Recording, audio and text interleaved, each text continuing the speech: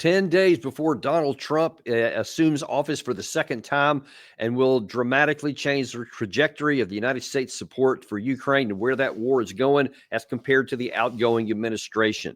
And we're going to have some sound bites for you today, some commentary that we've seen from some supporters of the current administration and then some officials from the administration itself as they give warnings on the way out the door. And some of the things that they claim as successes in their production, it's going to be a bit of a head scratcher if you're being very polite, but there are other words I could use that are not so polite, but more accurate. And to try and help us unpack some of this stuff, especially in diplomatic affairs, there is nobody better than Ambassador Chaz Freeman. We were very grateful to have you back on here today. Mr. Ambassador, welcome back to the show.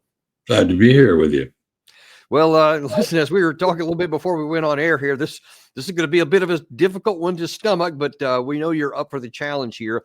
I want to look at, first of all, about some of the things that have been going on lately. There was just the last Ramstein meeting that has been held since the war started. I believe it was the 24th.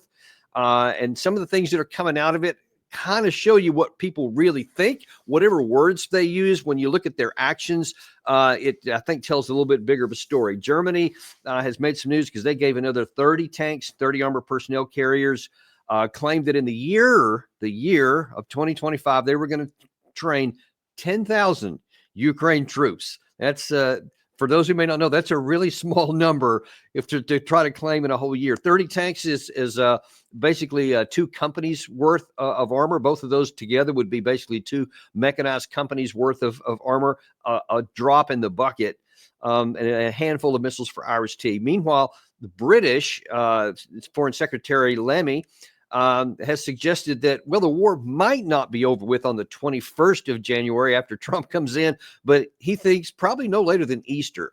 So you see that people are already reading the tea leaves here, and yet we have the Atlantic is warning that we cannot abandon Ukraine. If Trump comes in and abandons Ukraine, all kinds of bad things are going to happen. In fact, it can plunge the entire world into an era of instability. Wow, those are pretty strong words. First of all, just kind of want your 30,000 foot level view of what it's going to mean when Trump comes in for both the Ukraine war and apparently civilization.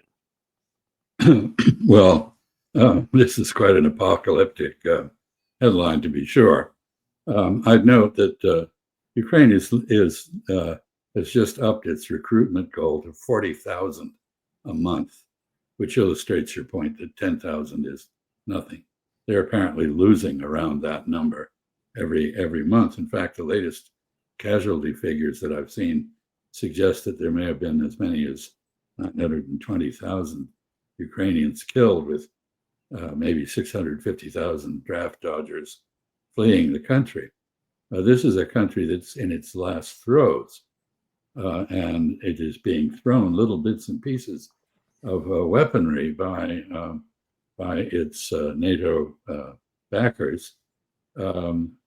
Really, this is not going to help. And what they're doing is showing an awareness that it's about over. You can fool some of the people some of the time, but you can't fool all of the people all of the time, we are told. And we've come to the point where the mainstream media's entirely fallacious, fictitious story about what's been happening in Ukraine and what's at stake there is unraveling.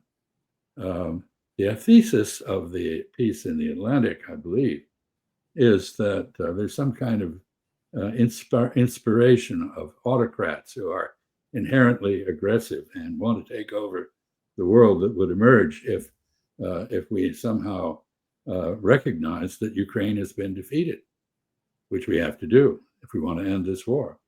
And I don't know what Mr. Trump is going to do, because he seemed to have been led to believe earlier that the objective should be a ceasefire.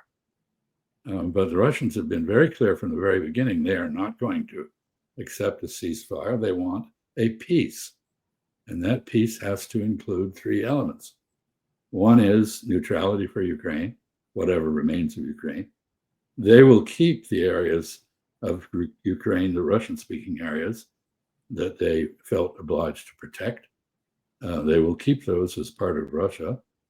And finally, They want to have a general discussion with Europeans and the United States about a security architecture for Europe that removes the obvious threat to them of NATO on their border, but also removes the threat that Europeans feel from Russia.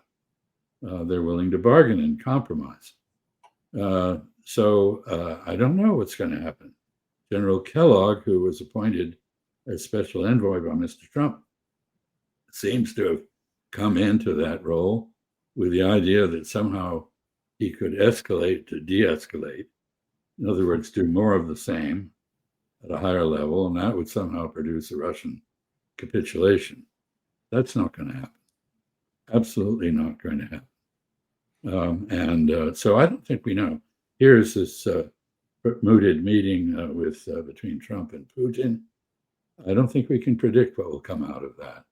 But I think everything's going to come down to what each side is willing to do to reach an end. And the biggest problem, which you just highlighted by the paucity of things that even are still being offered by the West, but much more so the manpower is simply not present. It doesn't even matter if we said, you know what, forget about any strategic reserves of our own militarily. We're going to give you guys everything. We're going to give you 2 division sets worth of all of our best stuff and all the ammunition you can use. They couldn't use it. It wouldn't change anything on the battlefield. And that's a reality that too few people recognize. But here, Danny, is the key point. You cannot reverse at the negotiating table what has happened on the battlefield. The battlefield determines the parameters of what is possible. And the Russians have won. They are on the verge of routing the Ukrainians, who have run out of manpower. And we're going to have to stop pretending that everything has been going wonderful for the Ukrainians and that they have clobbered the Russians terribly and that they're firing long-range missiles or drones into Russia somehow is going to change the contours of the battlefield in Ukraine. It won't. So the basic thing Mr. Trump can contribute is a realistic sense of what has happened and what is therefore possible. The outgoing administration has not been at all realistic. Well, and to highlight your point, here is Secretary of Defense Lloyd Austin at that Ramstein meeting, giving his view of reality. If Putin swallows Ukraine, his appetite will only grow.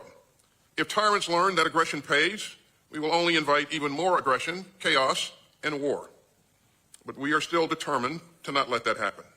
Retreat will only provide incentives for more imperial aggression. And if we flinch, you can count on Putin to push further and punch harder. Ukraine's survival is on the line. But so is the security of Europe, the United States, and the world. Apparently, he read the Atlantic piece there because apparently the whole world is at stake if Russia wins in Ukraine. But as you pointed out, they already have.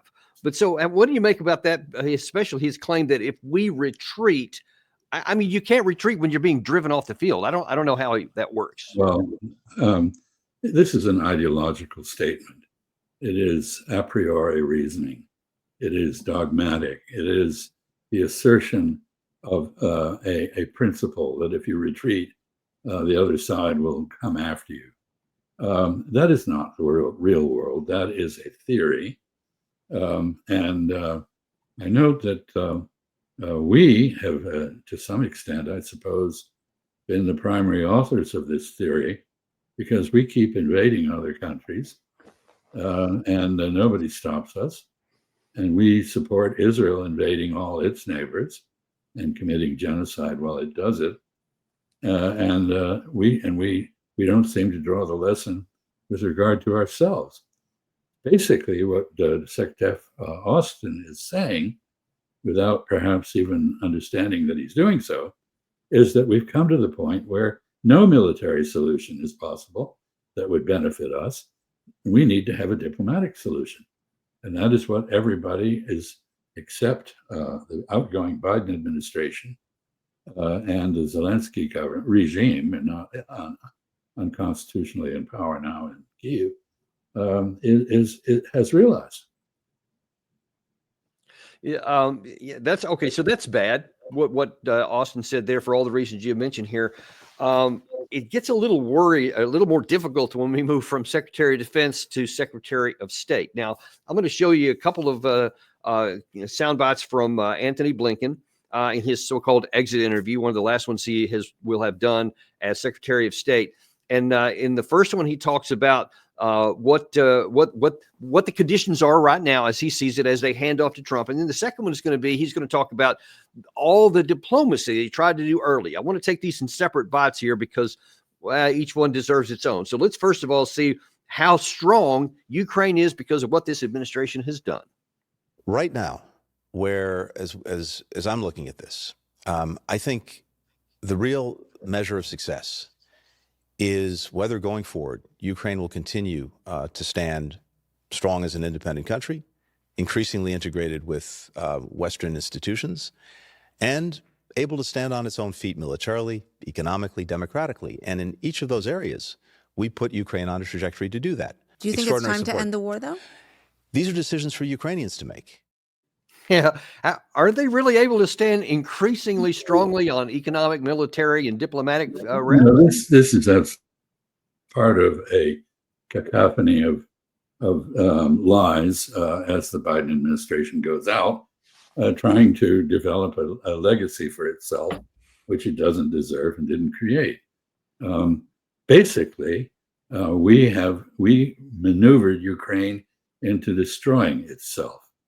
And if we don't stop this war and do it on a reasonable basis pretty soon, Ukraine is going to be a very small rump state with no coastline on the Black Sea. So you look at Ukraine, it started out at independence with 52 million people. At the time this war began, it probably had 33 million people. It's got less than 20 million now.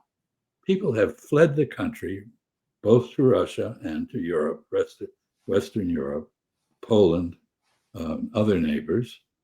People have fled the draft. The desertion rate on the battlefield now is very high by the Ukrainians. This is a country which needs a diplomatic solution to survive. Mr. Blinken did absolutely nothing during his term in office to advance that cause. He exemplified to me the reality that there is nobody so bloodthirsty as a civilian urging the military to do things that he doesn't understand and which are frankly impossible. Now if that's all we talk about, that's a really pretty substantial condemnation of the performance of the so-called Secretary of State, as opposed to the Secretary of War, which I think he's probably been more closely akin to since he's been in office during this war, especially. Well, I mean, we could also go into the Middle East, but we'll hold that for another day here. But this last one here, I got to say, is the most egregious to me because either, and you tell me what you think after watching this, either Secretary Blinken is a pathological liar and he knows what he's talking about, he knows what he's saying and he's intentionally trying to deceive, or he's delusional and he actually believes this. I don't know which it is, but I can tell you authoritatively, nothing he's about to say is true. Look, I worked very hard in the lead up to the war, including meetings with my Russian counterpart, Sergei Lavrov, in Geneva a couple of months before the war, trying to find a way to see if we could prevent it, trying to test the proposition, whether this was really about Russia's concerns for its security, concerns somehow about Ukraine and the threat that it posed, or NATO and the threat that it posed, or whether this was about what it in fact is about, which is Putin's imperial ambitions and the desire to recreate a greater Russia, to subsume Ukraine back into Russia. But we had to test that proposition, and we were intensely engaged diplomatically with Russia. Since then, had there been any opportunity to engage diplomatically in a way that could end the war on just and durable terms, we would have been the first to seize them. Unfortunately, at least till this moment, we haven't seen any signs that Russia's been genuinely prepared to engage. I hope that changes. I mean, where do you even start to unpack that? I mean, let's just start go ahead. Let me remind everybody that this war began when Antony Blinken and Joe Biden, our president, refused to negotiate with Russia. refused to talk to Russia. This is the Secretary of State who has not visited Moscow once in his 4 years in office. He has ricocheted off his counterpart, Sergei Lavrov, on the margins of various international conferences. This business of his trying very hard to avoid war does not jive with the facts. So I think this does raise the question whether he is simply lying or whether he actually believes the nonsense he spouts. But in any event, it is not anything, what he's just said is not anything that withstands scrutiny or will rehabilitate his reputation in time. Well, let's look at some of the things that he said specifically. One of the first things off the top is he said he had to test the proposition. So he said that this was not about NATO expansion up to the border, which Putin said, and everyone in Russia said, I don't know, since 2008 especially, that it was all about imperial ambitions. And somehow he concluded through diplomacy that it was about imperial ambition to try and absorb Ukraine into Russia. Any comments on that? The Russians have never announced a decision or a desire to absorb Ukraine, and they would be crazy to do so.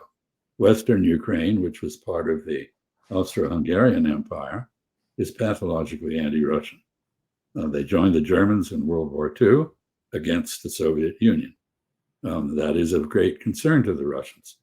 It is not, the Russians were not expanding into Ukraine. We were expanding into Ukraine, NATO, the United States. And every country that has joined NATO has seen American troops and equipment arrive on its soil. So the concern the Russians have has been entirely realistic. We reacted drastically when the Russians, as the Soviet Union, put missiles in Cuba on our doorstep. We reacted forcefully when during our Civil War, the French installed a puppet emperor in Mexico. First thing we did after that war, our Civil War ended, was to threaten the French with an invasion. They had the good sense to leave. This is a lot of malarkey, and I don't see any diplomacy in it at all. So he was trying to test the proposition, which basically had no evidence behind it at all, and he was not listening to the other side, and he refused to talk to the other side about its concerns. He dismissed them out of hand as poppycock, and this is diplomacy? I'm sorry. Yeah, and of course we had two big ones. I guess from the time that Ukraine and Zelensky first signed that law that they were going to reacquire all the lost territories in March of 2021, March 11th, I believe, where they said they're going to take them all back. And then Russia started building up its forces to that. Putin at that time was saying, apply the Minsk agreements. Let's employ those. So he's trying to use negotiations as opposed to, or diplomacy rather, as opposed to going to war. And then we know that December 22nd of 2021, Putin gave what we call an ultimatum, but he again said basically a version of Minsk agreements, or there's going to be conflict. He expressly said that was going to be the case. So he tried to. Now, what was the U.S. doing during this time? Blinken also admitted that. So first, if you look at the trajectory of the conflict, because we saw it coming, we were able to make sure that not only were we prepared and allies and partners were prepared, but that the Ukraine was prepared. We made sure that well before the Russian aggression happened, starting in September, the Russian aggression happened in February, starting in September and then again in December, we quietly got a lot of weapons to Ukraine to make sure that they had in hand what they needed to defend themselves. Things like Stingers, javelins that they could use that were instrumental in preventing Russia from taking Kyiv, from rolling over the country, erasing it from the map, and indeed pushing the Russians back.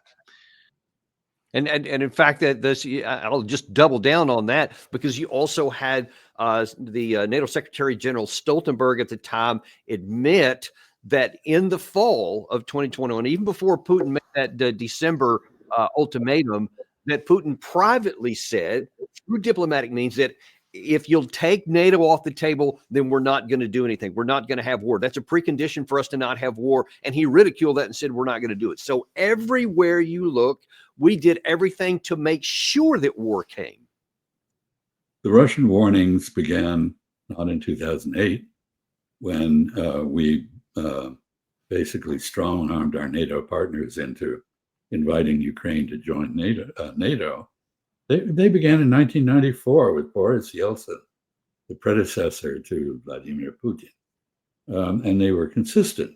And I think it's very clear that on the eve of the Russian invasion of Ukraine, in fact, the Ukrainian army, which was about 780,000 men strong and had been totally retrained over the preceding 8 years by NATO and the United States, and as Mr. Blinken admitted, armed to the teeth by the United States, was on the verge of launching an offensive to take back the Russian-speaking areas that had rebelled against it. And so, there's a lot of background here that conveniently gets omitted from this narrative, which is going to be totally disproven and disgraced by historians. And one of the last things I want to talk about from that previous clip there that he said that I see no signs at all that the Russians have any intention to negotiate an end to this. I guess he missed this clip from December 19th by Vladimir Putin. We don't have any preconditions for talks. We are ready to engage in a conversation without preconditions. But there has to be a basis of something that we've agreed upon during the talks in Istanbul in late 2022. And based, of course, on the realities on the ground at this moment. Now, as a diplomat, that's why we're glad to have you on the show. Would you call that an opening, or would you call that a strong arm and not willing to have a negotiated settlement? No, it was very definitely an opening, and it's been consistent with the Russian position from the beginning. Not only did they propose negotiations in the fall of 2021 and in December of 2021, but they actually went to a negotiation in Istanbul, which he mentioned, and they reached an agreement with the Ukrainians with the help of the Turks and the then Israeli Prime Minister Naftali Bennett. We, with the British, then put the kibosh on that agreement. The Russians have been consistent in expressing a willingness to sit down without preconditions. Of course, they have their terms that they will insist upon, and not least because if Ukraine has lost 920,000 men, they have also lost a lot of men too. And they have spent a huge amount of blood and treasure to defend themselves. So I think this Washington Post article that Gary has put up is very relevant. We are the ones who are pursuing a militarized foreign policy. And nothing that Blinken said had any element of diplomacy in it. It was, we're going to arm them, we're going to deter them, we're going to intervene. It was not, we're going to sit down and talk. He said, I don't think they're ready to talk, but they kept saying they wanted to talk. I mean, this is almost criminal. Yeah, it might even be. So it certainly has been, because it has caused a war that could easily have been avoided, was fought. And then when it could have easily been ended so many times, we just continued to pour more money. And of course, now then Biden's going out the door with just kind of bringing a dump truck up to Kiev and just kind of piling out everything that they have left, still with no diplomacy in here. Well, of course, now then you have that's their administration's officials themselves trying to paper over all the things they've done and claim that they were just trying hard. Some of their, like in the Atlantic, for example, many of them are saying, Trump can't abandon. So they're basically trying to set up and saying, if this fails, it's going to be because of what Trump does. Now here's what Trump's saying was that he's interested to do and why he's interested in making a deal. I know that Putin would like to meet. I don't think it's appropriate that I meet until after the 20th, which I hate, because, every day many young people are being killed, soldiers. The land is very flat, and hundreds of thousands of soldiers from each, many hundreds of thousands from each side are dead. And they're laying in fields all over the place. Nobody to even collect. There's landmines all over. It's a disaster. But it's very flat. It's great. It's farmland, and it's very, very flat. And the only thing that stops a bullet is the human body. And the human body is stopping a lot of bullets. Within the first 3 to 6 I hope to have 6 months. No, I would think, I hope long before 6 months. Look, Russia's losing a lot of young people, and so is Ukraine. So he seems focused on that. This is not winnable. Obviously, J.D. Vance, his vice president nominee, campaigned on it, and he wrote a lot of things in the New York Times and elsewhere early in the last year, even before he was designated as vice presidential candidate, that he said the math just doesn't work. We need a negotiated settlement back then. So by all rights, that's what they're going to do. Now, here's the big question I have.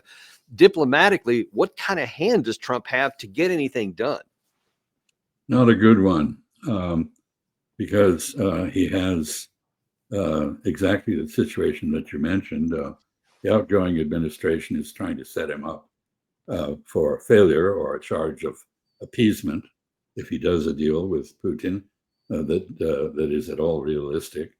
The authorities in Kyiv continue to be adamant. They've basically been led down the garden path and now know that they're not going to last very long. So they're very desperate, but they're holding on to their position because they have nowhere else to go.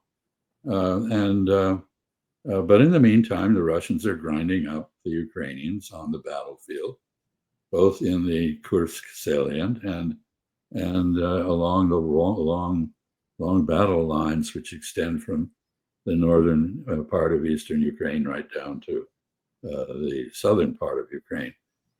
So Russia's taking strategic places. The Ukrainian army is crumbling. The desertion rate, as I mentioned, is way up. This is a hand that is in decline. It is not. We're not strengthening ourselves by hanging on there. We are weakening the Ukrainian ability to survive as an independent country. And by the way, there's a lot of nonsense about this being democracy versus autocracy or whatever. Ukraine doesn't have a democracy. It suspended its elections. Its president is in office through martial law. It's closed all its independent press. It has broken with the Russian Orthodox Church and insisted on establishing its own religious establishment. This is a very authoritarian country, and it is not a democracy. And this is one of the reasons that getting it into the European Union, which is an obvious thing to do, is going to take decades probably, because it has to cure corruption. Ukraine is the most corrupt country in Europe. It was that before the war, and it's even worse now. It's not a democracy. It doesn't have a functioning economy. It's totally dependent on handouts from the U.S. taxpayer and Europeans to manage, keep its government in business. So time is not on Ukraine's side. And I think Mr. Trump, to his credit, clearly recognizes that. And let me ask you, Mr. Ambassador, what do you think the people in Europe, and I'm talking about the leadership, are thinking when they see these things? Because, I mean, you can get, platitudes said all day long. You can get sound bites that, read from the talking points, et cetera. But behind the scenes, I mean, they've got to know, they've got to see how much gas has improved. Natural gas has increased rather the cost because of all the sanctions we put on Russia. They've got to see that all this ammunition, weapons, everything that everybody gave from their own stockpile has just literally gone into a black hole, hasn't changed anything on the battlefield. And why would they want to keep going with the fiction like that? Because it pleases the United States. Well, that's an interesting question because, of course, they're very concerned about President-elect Trump's position on NATO and Europe and American backing of European defense. And he has not allayed those concerns in any way. So they're playing, they're being basically pretty sycophantic in terms of their relationship with Washington. But, you know,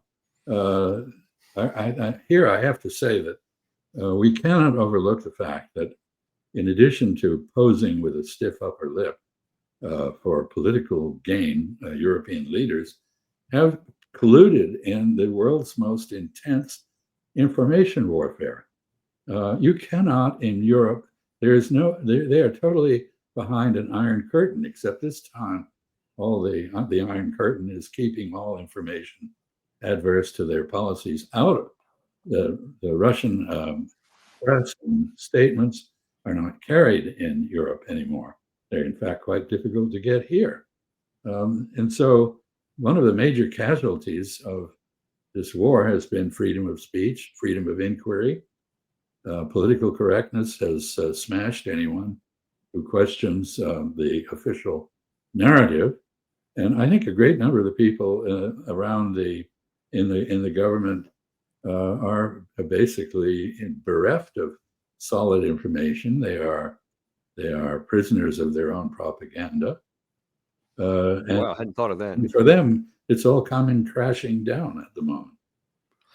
Now, I want to look at one other thing on from Ukraine itself. Now, from one perspective, you can say, okay, Ukraine was invaded. They were there. A lot of their people have been killed, as you pointed out, higher numbers than we admit in the West. And so emotionally, you can understand why Zelensky would want to cling to any kind of hope he could get. But then there does come a point to where you can see clinging to hope is going to get you killed and is going to get you even more losses. I think we passed that point a lot, but here's where Zelensky still is.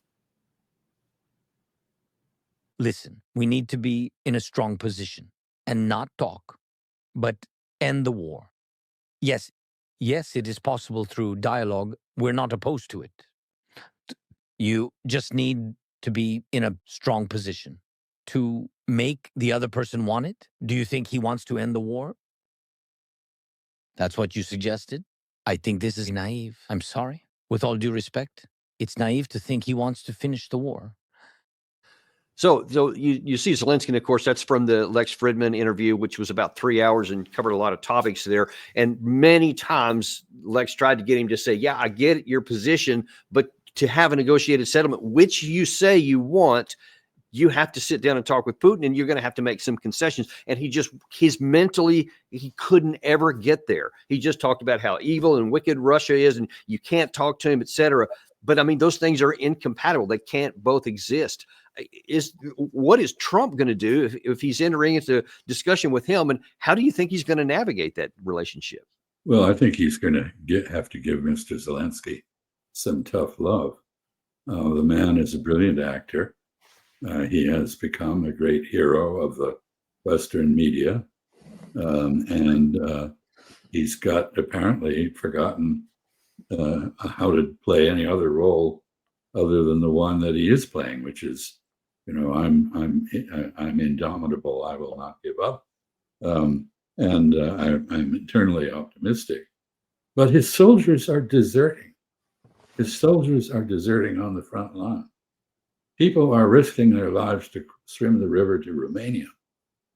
People who are abroad have absolutely no interest in returning to Ukraine. And so, he's lost touch with reality. There is no prospect that Ukraine, of course he's right in a sense, Ukraine does need to have the strongest possible hand in the future negotiation with Russia. But it can't gain it on the battlefield. It does not have the wherewithal anymore. Where are the soldiers going to come from to carry out to defeat the Russian offensive? They're not there, and Ukraine is falling way short of its recruiting goals. So it's losing huge numbers of people, both to defections and to death on the battlefield. And now, basically, one obvious point that you understand, but maybe people who haven't served in the military don't, is that if you're seriously wounded and you're out of the fight, you might as well be dead in terms of the power that you provide to your government. There are 50,000 amputees at least in Ukraine now. These are people who went to the battlefield, performed bravely, courageously, and they're no longer able to fight. And so, yeah, this is the what Gary has put up is called the fallacy of sunk costs. You know, because we've done a whole lot of stuff, it's cost us a lot of money and blood, and we haven't achieved anything we can't give up. We got to keep going, even if keeping going is just going to bring more costs up. And yeah, this is an argument for a forever war, which it is. It doesn't have clear or feasible objectives. It never did. And no, the thought Mr. Zelensky asserts that Vladimir Putin or the Russians don't want to end the war. There's no evidence of that. There is a lot of evidence that they do want to end the war. Right. And why shouldn't they? Because they've basically taken almost everything that they set out to take. You know, they can now protect the Russian population in Ukraine, either because they've been annexed to Russia or because in the negotiation to come, they will insist on a reinstatement of Minsk and the rules of the Commission on Security and Cooperation in Europe, which provide that minorities, whether they're Russian speaking or Hungarian speaking or Slovak speaking or Romanian speaking or whatever they are, have the right to communicate in their language with their local government and to educate their kids in their culture. And so this is going to come out of the negotiations to the extent it hasn't already been achieved on the battlefield. Yeah, and I want to ask you a question on that in the last amount of time we have here on the negotiations themselves. So when you've talked about this in a number of cases, and I could just add a little bit more on the balance of power between the Ukraine and the Russian side, and that includes the allies on both sides, is irrevocably beneficial to the Russian side. It can never be undone in any kind of a time frame that's generational, anything less than that. So that means that when you talk about Trump and Putin and what's the cards that are in each of their hands for negotiation, it's like Putin's got all the face cards and Trump has some 6s and 7s and maybe a 3 or something like that. Well, very small. So if Trump doesn't concede to the main points that the Russians have, they can simply say, okay, no problem. We'll just keep fighting until they literally conquer everything on their side. What negotiations or what leverage might Trump have to try to at least limit some of that on the other side? Well, he has taken a position which gives him a hand in this, which is renegotiating the security arrangements in Europe as a whole. I mean, he's proposed a diminished U.S. role in NATO. He has proposed a greater European responsibility for self-defense. This is basically consistent with what the Russians claim they want. Now, we would find out at the negotiating table whether they're sincere or not, but I see no reason to doubt that they are on this. They want an arrangement with Europeans, backed by the United States, because we are in a position to wreck any agreement that the Europeans make among themselves, to end the threat of aggression from their neighbors. And precisely the point that Mr. Trump mentioned is this flat land.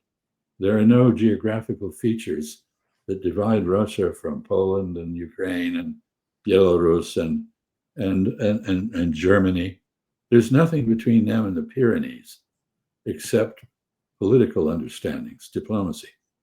And so there has to be a diplomatic reassurance of Russia. Mr. Trump can provide that. It will be painful, and it will be undoubtedly be attacked by neoconservatives and various special interests. I know that the Atlantic author is the president of some sort of Eastern European American Association. So, you know, there will be opposition, but sometimes in politics, you have to have the courage to act. And we're reminded of that because Jimmy Carter, may rest in peace, showed courage on a whole bunch of issues at Camp David, on the Panama Canal issue. And And, you know, Ronald Reagan showed courage at Reykjavik with Gorbachev. Does Mr. Trump have it in him to do that? He probably Well, does. that's actually one of the things. One of the last questions or things I wanted to pose to you is that when you look at what has at least been reported from the Russian side as their minimum standards that they're willing to discuss, that is the so-called 14 June line that Putin laid out this last summer, where he said all of the annexed territories would have to come to Ukraine. And as you know from looking at a map, there are substantial portions, especially of the three southern provinces, that are still under Ukrainian control. Ergo, Trump would have to negotiate away and say, all right, it's not just the line of contact, a freeze there, you know, like a Korea-style deal, but you're going to have to withdraw substantial amounts of thousands or hundreds of square kilometers of territory to the west in order for Putin to say, I'm going to stop fighting and we'll end there. How much political capital would Trump have to spend in order to make that concession? Because he'll be just withering fire from this, you know, conservatives. Well, let's recognize that the border between Ukraine and Russia can only be settled between Ukrainians and Russians. And a sensible negotiation, which I don't think is impossible, would try to put that border along lines that are naturally defensible, which means the Dnieper River in the south. And Mr. Putin said, well, we want all of those oblasts. There would have to be concessions made on the rights of the Russian minority, and to go back to Minsk as part of this package. Look, if there is a negotiation on this, which there should be, and I note that Mr. Trump said he was going to end the war in 24 hours. That was obvious campaign bravado. He's now talking about within some period shorter than 6 months. Some people are talking about Easter.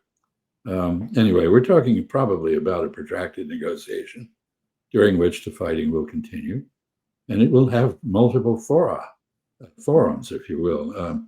The issue of where the Ukraine-Russia border is will have to be negotiated primarily by Ukrainians and Russians. Of course, we and others will be there, if not in the room, at least actively participating at a distance. The question of minority rights is of concern to all Europeans and to the Commission on Security and Cooperation in Europe. And so that will have to be dealt with in that forum.